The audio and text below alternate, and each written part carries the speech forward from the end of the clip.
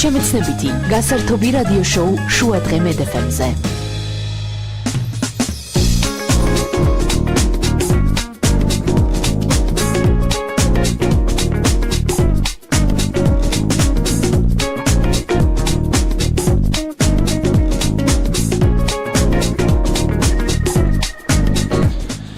დაგიბრუნდით პირდაპირ ეთერში ტალღაზე 103 შეგახსენებთ რომ თქვენ უსმენთ გადაცემას შუა დღე მედ FM-ზე. გადაცემის მეორე ნაწილის სტუმარია საქართველოს ბოდიბილდინგისა და ფიტნესის ეროვნული ფედერაციის წევრი ათლეტი გიორგი ვასაძე, რომელიც საქართველოში ახალ და დამკვიდრებულ სპორტის სახეობაზე, კერძოდ კი მენ ფიზიკზე გვესაუბრება. გიო, გამარჯობა. მადლობა რომ მოხვედით ჩვენთან და გვესტუმრე. მოდი დასაწყისში ჩვენს მსმენელებს უთხრათ ზოგადად სპორტის რა სახეობაა მენ ფიზიკი. Დიახ, გამარჯობა, მივესალმებ თქვენ მაყურებელებს. ესე ვთქვათ, მენ ფიზიკი ძალიან კარგი საშუალებაა იმისათვის, რომ ძალიან მალე, მარტივად მიაღწიო შედეგს, ანუ ესე ვთქვათ, სხეულის ტრანსფორმაცია განიცადო. ეს ყველაფერი მოდის ამერიკიდან 2011 წელს დაარსდა ლას-ვეგასში, კონკრეტულად შექმნეს იმიტომ, რომ ჟურნალებისთვის უნდათ ისეთი მამაკაცები, რომელიც იქნებოდნენ ესთეტიკურები. აქედან გამომდინარე 4 წელიწადში ამ სპორტის სახეობამ მენ ფიზიკმა მოიპოვა პოპულარობა ძალიან მალევე და 40 შტატში ტარდება ამერიკაში. ასევე სოფლიო და ევროპის ჩემპიონატზე, ასევე ევროპაზეც ვიყავი მე და ძალიან კარგია რომ გავაცნეთ საქართველოს სახელით მენ ფიზიკი. ეს კატეგორია საქართველოში ნელ-ნელა იკრებს ფეხს, ასე ვთქვათ, მაქსიმალურად მეც ვცდილობ ჩემი ბლოგებით, ვიდეოებით, გადაღებით ამ ყველაფერის მეტი ახალგაზრდების დაინტერესებას, იმიტომ რომ 5 თვეში შეიძლება მოემზადო და უკვე ჩემპიონატზე გახვიდე. ეს არის ძალიან ხო საოცრებაა, ძალიან მარტივად შეიძლება ესე სხეულის დაყენება. ხას უსმენს ორჯერ გავუსვი უკვე ხაზი დროს და ვადებს, ანუ რამდენ ხანში შეიძლება სასურველი ვადები შედეგის მიღწევა, ესე რომ ვთქვა და შენ რამ გადაგაწყვეტინა, რომ ამ სპორტის სახეობით დაკავებულიყავ? ესე ვთქვა, ეს სხეული მე ჩემი გამოცდილებიდან გეტყვით, მე პირადად 3 თვეში მომემზადე, ევროპის ჩემპიონატზეც გავედი, საქართველოსაც გავედი, მეორე ადგილი გავიღე, ასე ვთქვათ, 3 თვეში გავაკეთე ეს ყველაფერი. ოღონდ მე 3 თვეში იმიტომ შევძელია ესე მოკლე ვადებში ამის რეალიზება, რომ მყავდა ესე ვთქვათ, პროფესიონალი მწვრთნელი, ამერიკაში გამოცდილი ბორის არალიძე, მისი დახმარებითაც ბევრი რაღაც ინფორმაცია მივიღე, ასევე ჩვენი პრეზიდენტის დახმარებითაც, რომელიც აკოტე მაცაბეძე ეროვნული ფედერაციის პრეზიდენტი, მისი დახმარებითაც ინფორმირება გავაკეთე, ასევე ინტერნეტი, ყველაზე მაგარი საშუალება, Google ჩაწერ ყველა ინფორმაციას უკვე ძალიან ადვილად შეიძლება ყველაფრის მოპოვება.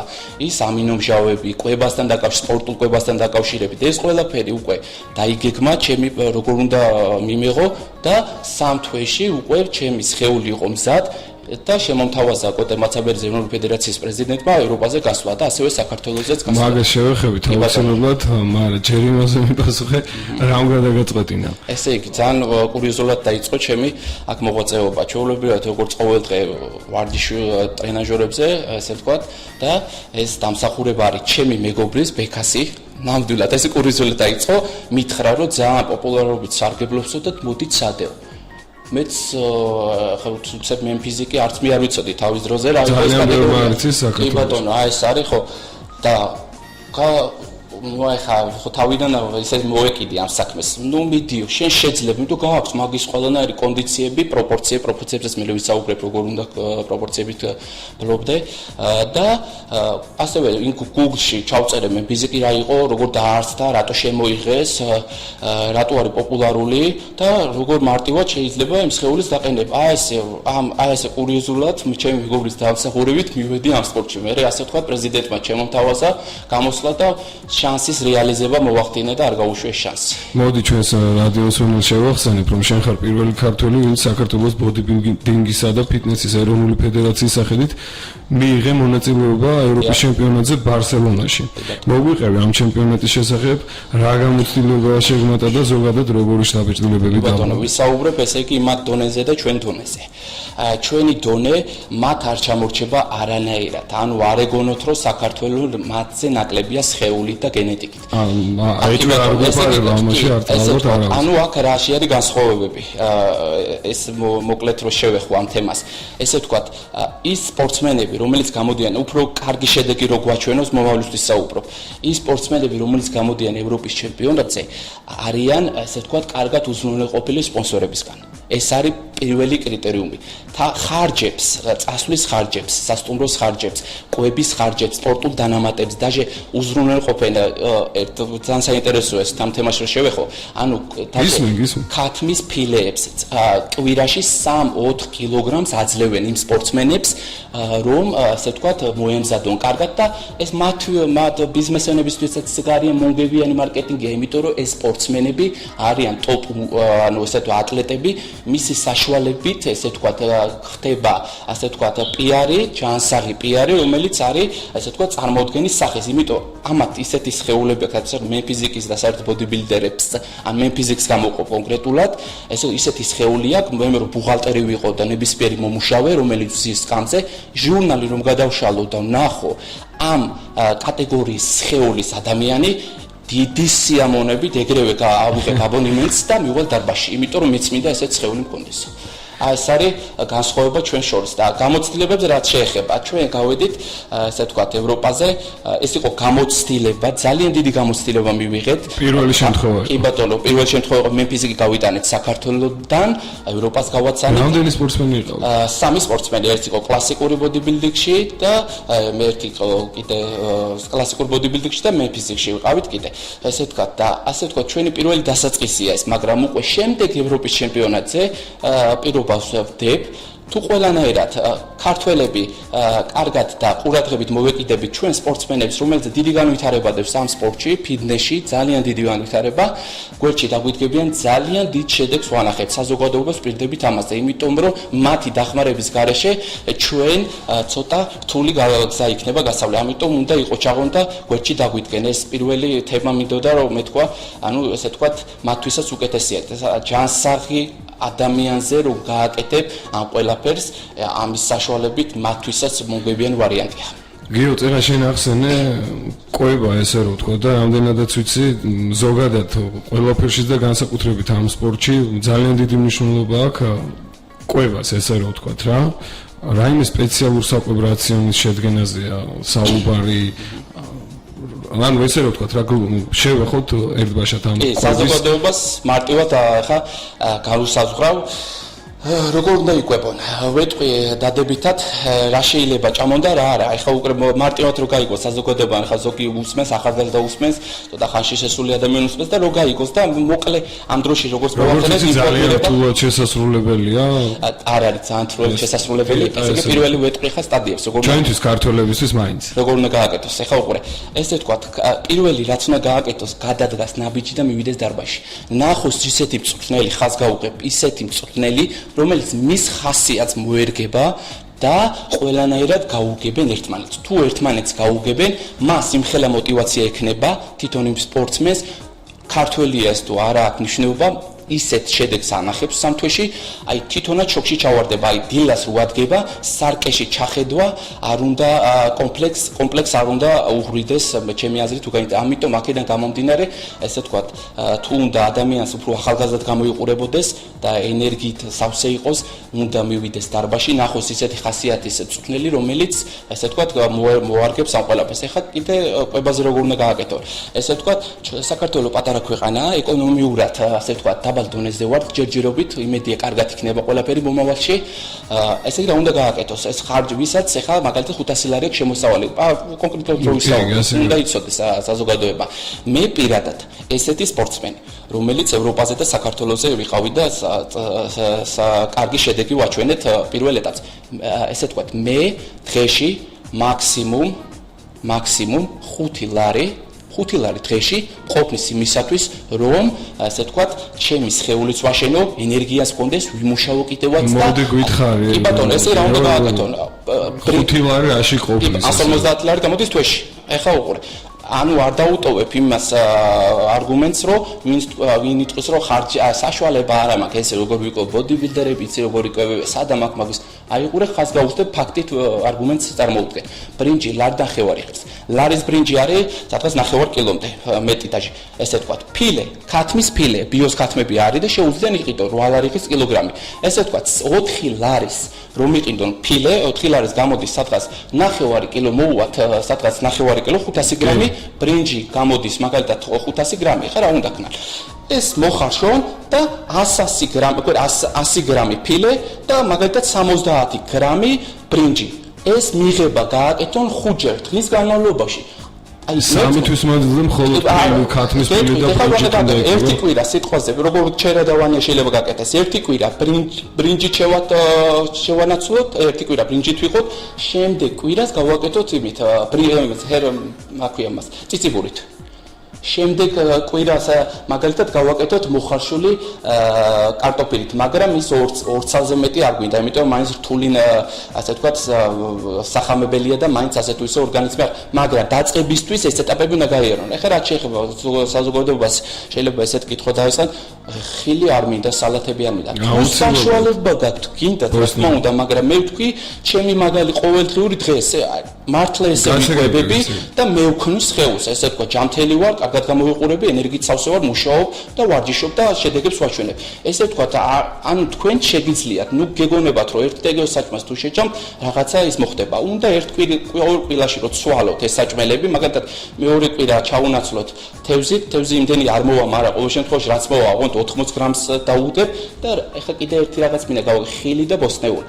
აი ხილი გონიათ რომ ჭამენ, ძალიან მინდა ინფორმირებული ვარ ამ საკითხთან დაკავშირებით, კურსები და ლიცენზია მიცვა კვებასთან და ანატომიასთან და ყველაფერსთან აღებული და ვიცი რაღაცები და კიდევ ვსწავლობ ბევრს. ხილი რო ჭამენ, მათ გონიათ რომ ვიტამინებს იღებენ. ეს არცდარი მეთოდია. ვიტამინები, საიდან მოდის კაცმარიცი კიდე ის ხილი. რაც უფრო დიდხანს ჩერდება ის ხილი, ის ვიტამინები იკარგება. აქედან გამომდინარე, ხილიც ჭამონ, მაგრამ იმ დოზას ვერ მიიღებენ დღის განმავლობაში, რაც უნდა შეასრულონ. აქედან გამომდინარე, უნდა წავიდნენ აფთიაქში და ვიყიდონ ვიტამინების კომპლექსი, იმიტომ რომ გაზაფხული არის და კაკრას ორგანიზმმა ფუნქციონირება შეძლონ. აქედან გამომდინარე, ხილიც შეუძლიათ ჭამონ, მაგრამ იცოდნენ, რომ ვიტამინები და მინერალები იღება მარტო ასე ვთქვათ, ანუ ნატურალური პროდუქტიდან არა, არიღება ის რაოდენობა, ვინც ვარჯიშობს მით უმეტეს. ვინც ვარჯიშობს, იმ რაოდენობას ვერ მიიღებს. ეს ინფორმირებული ვინც არის სპორტულ დანამატებში ეგ იგულისხმით ავიდა. აი სპორტულ დანამატებთან დავა. ამინო ესე ვთქვათ. ტენდენცია. რამდენადაც ვიცი, ჯანმრთელობისთვის გამიგია უпроსტად, რომ ეს ყოველივე საზიანოა ჯანმრთელობისთვის. აი ზუსტადაც, ეხლა მე ჩემი წვრილობიდან გამოცდილება გეტყვით. ეს ტენდენცია ნელ-ნელა უკვე ქვევით იწევს, რომ მასე ფიქრობენ უკვე, რატო აღარ ფიქრობენ ეგრე, იმიტომ რომ არსებობს რატომ აღარ ფიქრობენ, ვიტყვი ძალიან მარტივად. ინტერნეტი და დაგუგლა, Google, ჩაწერს ამინომჟავა, სიტყვით ტრენერმა უთხრა ამინომჟავები უნდა მიიღო, ცხიმიწველი უნდა მიიღო. ჩაწერს Google-ში ამინომჟავა. სიტყვაზე მე ვაძლევ ხოლმე ჩემი მე Google-ში ყველაფერი სიმართლე წერია. ყველაფერი წერია სიმართლე, აქ არ იმიტომ ყველანაირი საიტები მოცემული. არის და 1000 ინფორმაცია, 1000 ვიდეო. მაგაში ვერ დაგეთანხმები, რომ ინტერნეტში კი ბატონო, ამინომჟავებს, მე კონკრეტულად ამაზე ვსაუბრობ, მე სხვა რაღაცებზე არ ვიცი, რაც არ ვიცი, იმას არ ვეხები. ამინომჟავები რო წაიკითხონ Google-ში წერია, მათ უკუჩვენება არ აქვს. ამინომჟავებს უკუჩვენება არ აქვს. ამინომჟავები რა არის? ეს არის, ესე ვთქვათ, ბუნებრივი ქსოვილების აღდგენის საშუალება. 21 ამინომჟავა შედგება. ესე ვთქვათ, საერთოდ ამინომჟავების შედგება ეს ქსოვილები და ეს კუნთის ქსოვილები, ხო? აქედან გამომდინარე, ექიმები იძლევიან რეკომენდაციებს საინტერესოს ვიტყვი, ბატონო გიგი. დისოფლიო წამყვანა დიეტოლოგებმა უკვე გადახარჯეს, გამოვიდნენ ძველი დროდან, უკვე კვებასთან პლუს კვებას უწერენ, ხო, რა თქმა უნდა, მაგათ საქმე არის, პლუს უკვე ცხიმის წველებს და ომეგა-3-ს და ვიტამინების კომპლექსსაც უწერენ უკვე. ამიტომ მიხვდნენ ისინიც, რომ ეს არანაირი საფრთხე არ არის, პირიქით პროცესებს აჩქარებს, იმიტომ რომ როცა სწორკვებაზე ხარ და ესე იკვებებია, ანუ ორგანიზმი რომ იყოს გაჯანსაღებული და შიგნიდან მოწესრიგებული, ეს ყველაფერი საჭიროა. მაგალითად, ერთი თვე რომ მივიღოთ ვიტამინები, სიტყვაზე ამინომჟავები და პროტეინი, რომელიც აქვს კუნთის აღდგენი და კუნთის განმანვითარებელი, რომელიც შენდება კუნთი პროტეინით. ამას თუ გავაკეთებთ ყველაფერს ერთი თვე, სიტყვაზე ერთი თვის შემდეგ ერთი კვირა, ორი კვირა დავისვენოთ. თუ სურვილი გვაქვს ისევე გავაგრძელოთ და კიდე საზოგადოებას დაესმება ესეთი აზრი. მე რო დავანებო დანამატებს მივიღე დანამატები, გავიზარდე, კუნთები გამეზარდა, სარკეში ვიყურები, უკვე ფოტოებს ვიღებ, უკვე პლიაჟზე ტანზევით არა, უკვე მთლიანად ვაჩენ ტანს. ესეთი სხეული მაქვს. ხო და როგორ რა შეიძლება როგორ ესე თქვა ეს თვითონ ამ მიღებას რო დაიწყებს და მე დაანებებს მას გონია და როგორ შეინარჩუნოს სასურველი ფორმა ესე რომ მას აქვს ესე თქვა აზრი ხმად ჩადებული რომ დაანებებს და იფუშება და ის შედეგი არ ექნება ნუ რას უკაცრავად თუ ყვებას დაიცავს და გააგრძელებს სრულფასოვნად ყვებას და დანამატებსაც აგზალავს იგივენაირი სხეული შეუჯაჭვდება თავარია ვარჯიში არ შეეხონ მეგობრებო აი მეც პირადად მეც ეხა დანამატებს ამ შემთხვევაში როცა არ ვემზადები ვასვენებ ჩემ ორგანიზმს არ ვიღებ პროტეინს არ ვიღებ ამინომჟავის და არ ვიღებ ცხიმიწვას ამის გარეშე არ შეიძლება როცა ჩემპიონატში უკვე შევდივარ და ორი თვე რჩება უკვე პროცედურულად ვთავ ეს ცხიმიწველი იქნება პროტეინი თუ ამინომჟავა ხო ესე თქვა ეს კომბინაცია უბრალოდ არის წვრთნელი მაღალყალებს თუ იშოვიან და მათთან იქნება საუბარი დააკვალიანებს სრულფასოვნად როგორ დოზები როგორ უნდა მიიღონ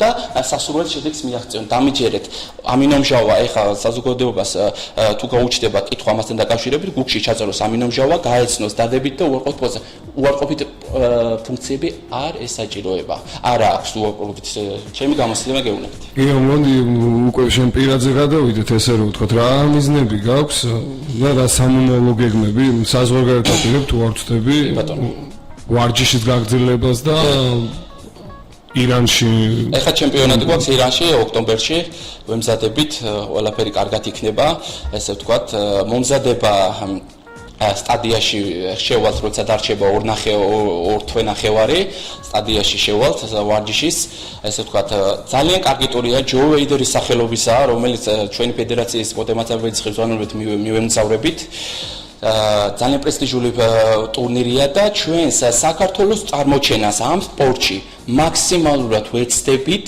და ჩვენს პატარა ქვეყანას გავაცნობთ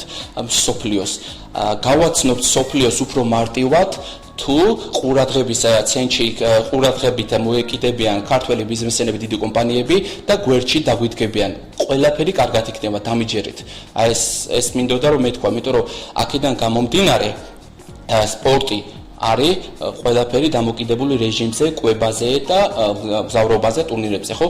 აქედან გამომდინარე უნდა იქონიოს ყურადღება ქართველმა ბიზნესმენებმა და ასე ვთქვათ დიდ კომპანიებმა, ისეთ ხარჯებთანაც არასოცირდება, რომ უზრუნველყონ ჩვენი, ასე ვთქვათ, შემდგომი მომავალი განვითარებისთვის პატარა წვლილი ჩადება. მათთვისაც უკეთესი იქნება უცხოეთში დამიჯერეთ, მე თვითონ გამოცდილებიდან გამომდინარე გეუბნები, მან ასაუბრები მაქვს და ასევე კონტაქტობ Skype-ის საშუალებით და Facebook-ის საშუალებით უცხოელებთან, ატლეტებთან, ჩემნაირ მემფიზიკთან, ესე იგი მათ დღის განრიგი ესე ვთქვათ, თავისუფალი დრო აქვთ მარტო ვარჯიშისთვის. ეხლა უბრალოდ ხას უსმევ, დანარჩენი დრო მათ ისეთი გადაღებები აქვს ჟურნალებში, ესე ვთქვათ, რაღაც პროდუქციის, ჯანსაღი პროდუქციის გაპიარება, რაღაცა ბანერზე გამოჩენა, რომ ეს პროდუქცია უჭირავს. აი ესე ვთქვათ, არა, იყენებენ ესეთ სპორტსმენებს, იმიტომ რომ ესენი არიან მაგალითები ჯანსაღი ცხოვრების, ენერგიის, ესთეტიკური სხეულის. მეტი მგონი არცაა საჭირო, რომ ადამიანი იყოს.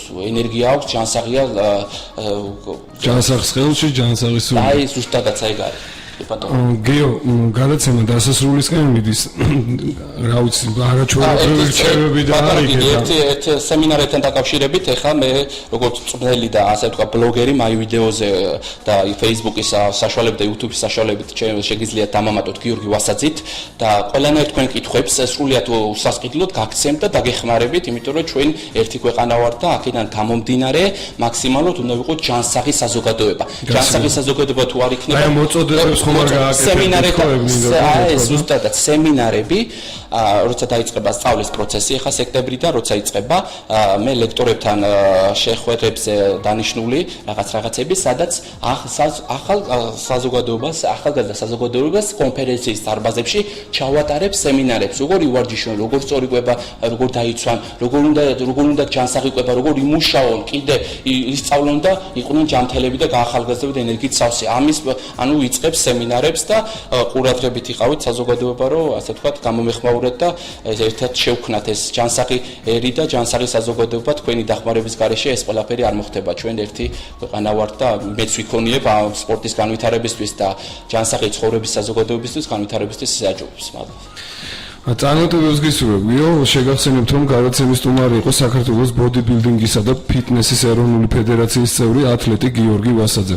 თქვენ უსმენთ გადაცემას შუადღე მედეფემზე პირველი სამედიცინო რადიოს ეთერში ტალღაზე 103. დაელოდეთ ლიკა ბიჭიაშვილს, რომელიც ტრადიციულად საინტერესო და სასარგებლო რჩევებს გაგაცნობთ. დროებით.